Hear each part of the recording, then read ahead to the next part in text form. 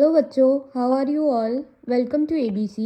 So today we are dealing with another topic of botany, mycology, that is heterokaryosis and the heteroploidy. Okay? तो बच्चों देखो, मैंने आपको parasexual cycle, हेटेरोथैलिज्म इन दोनों पे भी वीडियो बनाई है और ये भी फिजियोलॉजिकल चेंजेस इन फंजाई के अंदर आते हैं और हेटेरोकारियोसिस और हेटेरोप्लॉइडी भी इसके अंदर आते हैं। फिजियोलॉजिकल चेंजेस इस फंजाई के अंदर ये सब टॉपिक है। अगर आपको वीडियो चाहिए इस पे तो आप मेरी चैनल पे जाके प्लेलिस्ट बना रखी है मैंने, वहाँ पे जाके आप पढ़ सकते हैं। Now let's start our topic heterokaryosis without wasting any time. देखो, हेटेरोकारियोसिस की अगर हम बात करें तो इसका मतलब होता है जब एक साइटोप्लाज्म में, this is that cytoplasm, and in this cytoplasm two genetically different nuclei will be present over here. Okay, genetically different होंगे ये दोनों। तो ये सेम साइटोप्लाज्म है, इस साइटोप्लाज्म के अंदर जेनेटिकली डिफरेंट क्या प्रेजेंट है, जेनेटिकली डिफरेंट न्यूक्लियाई प्रेजेंट है। That is refers to heterokaryosis. तो हेटेरोकारियोसिस का मतलब होता है कि जब किसी सेम साइटोप्लाज्म में different genetically different genetic material present होगा, उसको हम क्या बोलेंगे, हेटेरोकारियोसिस बोलेंगे। ओके एक होमोकारियोसिस होता है। होमोकारियोसिस का मतलब होता है कि सेम साइटोप्लाज्म में same genetic material nuclei present होगी। ठीक है, जो हेटेरोकारियोसिस का कॉन्सेप्ट था वो हैंसन और स्मिथ ने 1932 में ऑब्जर्व किया था, डिस्कवर किया था बोटिस्टिस सिनेलिरिया में। ये this is very very important for your exam point of view. So पढ़ लेते हैं। It is the coexistence of genetically different nuclei in cytoplasm continuity with one another. इसको डिस्कवर किया था हैंसन एंड स्मिथ ने 1932 में बोटिस्टिस cinerea में। ये एक इम्पॉर्टेंट रोल प्ले करती है वेरिएबिलिटी में और सेक्सुअलिटी में फंजाई की। अब हम पढ़ते हैं कि इसका फॉर्मेशन कैसे होता है, जो हेटेरोकारियोसिस है उसका फॉर्मेशन कैसे होता है। देखो, तीन चीजें हैं जिससे इसका फॉर्मेशन हो सकता है। पहला है हमारा mutation, second is anastomosis, inclusion of dissimilar nuclei in spore after meiosis in heterothallic fungi. देखो, म्यूटेशन का मतलब होता है सडन हेरिटेबल चेंज। जब कोई सडन हेरिटेबल चेंज आएगा that means it occurs the formation of genetically different nuclei in the same cytoplasm. Anastomosis means जब दो डिस्टिंक्ट न्यूक्लियाई एक साथ फ्यूज करती हैं। जब दो डिस्टिंक्ट न्यूक्लियाई एक साथ फ्यूज करेंगी तो क्या होगा, दो डिस्टिंक्ट जेनेटिक मटेरियल बनेंगे। That refers to anastomosis. And third one is inclusion of dissimilar nuclei in spore after meiosis in heterothallic fungi. तो हेटेरोथैलिक फंजाई में क्या होता है कि डिसिमिलर न्यूक्लियाई स्पोर्स में मियोसिस के बाद एक दूसरे से इंक्लूज हो जाते हैं।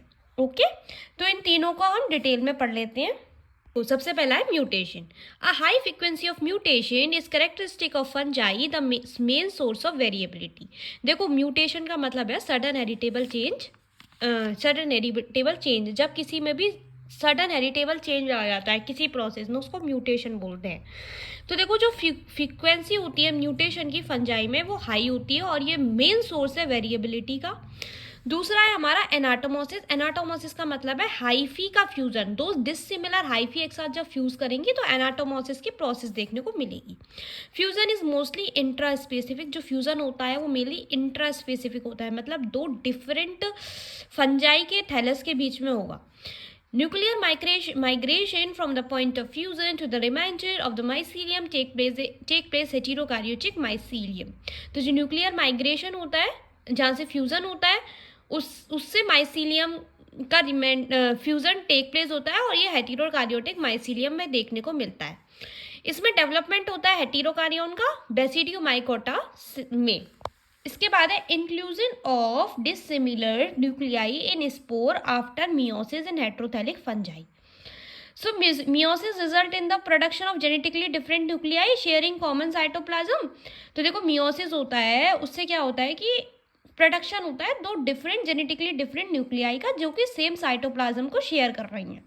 Example neurospora, tetrasperma, podospora, anserina. Okay, on germination give rise to a heterokaryotic thallus. तो जब जर्मिनेशन होगा इनके बीच में तो हेटेरोकारियोसिस थैलस को ये देंगे।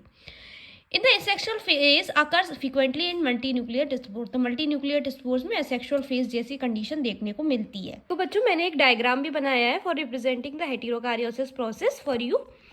देखो फर्स्ट है ये साइटोप्लाज्म का फ्यूजन हो रहा है, ये है हमारा साइटोप्लाज्म में, इसके अंदर इन दोनों का फ्यूजन हो रहा है। तो इन दोनों के फ्यूजन से ये चीज़ें देखने को मिली। इसमें मिक्स्ड हैप्लॉइड न्यूक्लियाई आ गए, मतलब दोनों ही हैप्लॉइड न्यूक्लियाई एक साथ आ गए, ये भी हैप्लॉइड एक साथ आ गए, जिससे मिक्स्ड हैप्लॉइड न्यूक्लियस का फ्यूजन देखने को मिलेगा, हेटेरोकारियन का फ्यूजन देखने को मिलेगा। तो यहाँ पे हेटेरोकारियन का फ्यूजन देखने को मिला। यहाँ पे फ्यूजन होगा सेम न्यूक्लियाई का, मतलब जो सेम न्यूक्लियाई होंगे उनका फ्यूजन देखने को मिलेगा। ओके, हेटेरोजाइगस डिप्लॉइड का फॉर्मेशन देखने को मिलेगा, कुछ हैप्लॉइड देखने को मिलेंगे, कुछ डिप्लॉइड देखने को मिलेंगे। इसके बाद माइटोसिस होगा। माइटोसिस से क्या होगा? We are dealing with significance of heterokaryosis. This is will be the last topic of heterokaryosis. देखो फर्स्ट पॉइंट है substituent for heterozygosity and variability. Variability और हेटेरोजाइगोसिटी का सब्सटीट्यूट देखने को मिलता है।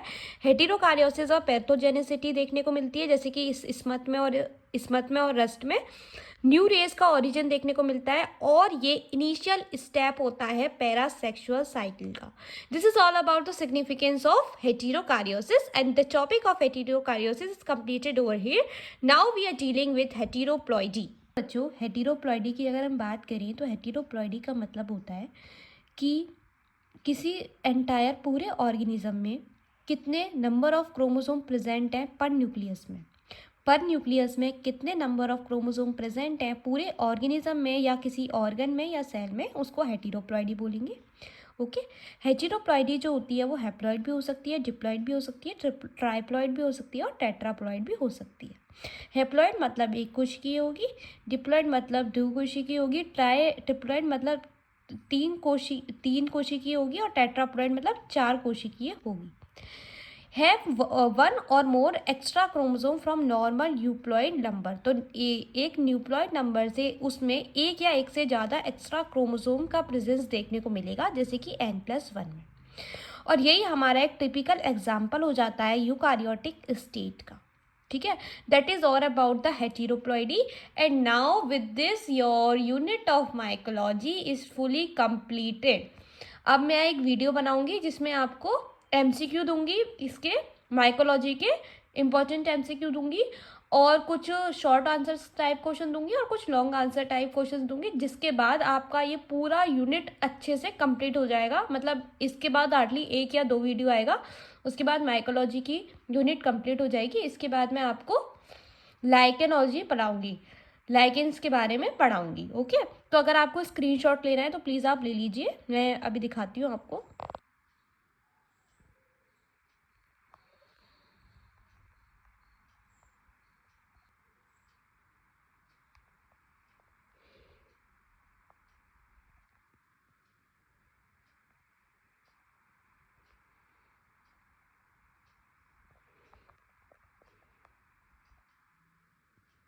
तो आई होप आपने स्क्रीनशॉट ले लिया होगा। तो बच्चों प्लीज़ आप मेरी वीडियोस को लाइक एंड शेयर कीजिए, और प्लीज़ अपने फ्रेंड्स के साथ भी शेयर कीजिए, क्योंकि मेरी वीडियोस पे व्यूज़ नहीं आ रहे हैं। मैं हार्डली 1 महीने से डेली वीडियो अपलोड कर रही हूँ, पर मुझे कोई भी रिस्पॉन्स देखने को नहीं मिल रहा। प्लीज़ आप मेरी वीडियो को शेयर कीजिए, और अगर आपको कोई भी डाउट होता है तो प्लीज़ कमेंट में बता दीजिएगा। Thank you for watching and stay connected to my channel. Have a nice day. Bye bye, take care.